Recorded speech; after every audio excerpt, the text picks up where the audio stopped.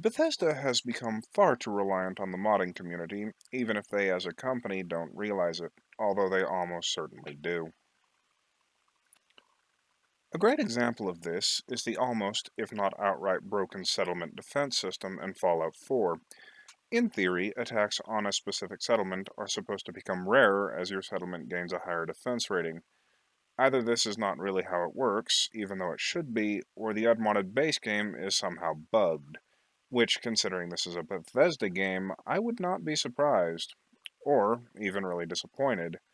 Since it is a Bethesda game, I knew, not suspected, knew it would be a buggy mess before I bought it. However, just because I was expecting the occasional bug does not mean I was really prepared for the particular annoyance this system brought me. I remember that my first playthrough was with the Minutemen. Since they place a story emphasis on settlements, I dived into it, and after learning to live with the system quirks, actually quite enjoyed building up settlements in the game. This enjoyment was systematically chipped away at by the fact that nearly every time I fast traveled anywhere, I would see the message that a settlement was under attack. This was constant.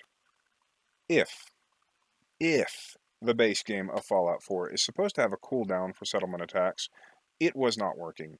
I realize that this could be because the game counts for fast travel time. However, if that is the case, it's just bad design. It punishes people for not wanting to backtrack in a casual playthrough.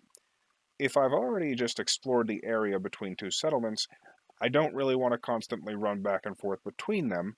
This is especially true of places like Spectacle Island. Without the Aqua Boy perk, swimming to the island causes a lot of rads, when my characters tend to have a high enough intelligence stat to know rowing any of the fully intact boats you find in the Commonwealth to said island is far safer, and it makes no sense for the player to be punished for fast traveling to the island. I really didn't enjoy traveling to said island only to be immediately told to go somewhere else. The wiki at the time did not help. Community boards for the game were having the same or similar problems. That's when I found a solution. That solution was, of course, a mod, or rather, several different mods that could affect this. The simplest outright stops the attacks entirely, which may seem to be a bit much until you realize most of my settlements had enough firepower to shred legendary Deathclaws in seconds. Why would any raider take a look at that kind of fortification and say to themselves, yeah, we can take them? Having the attacks stop made sense considering said defenses. I can't imagine playtesters did not notice this problem. Bethesda seems to have a heavy reliance on the modding community to fix their mistakes, both large and small. This is only one example of those mistakes.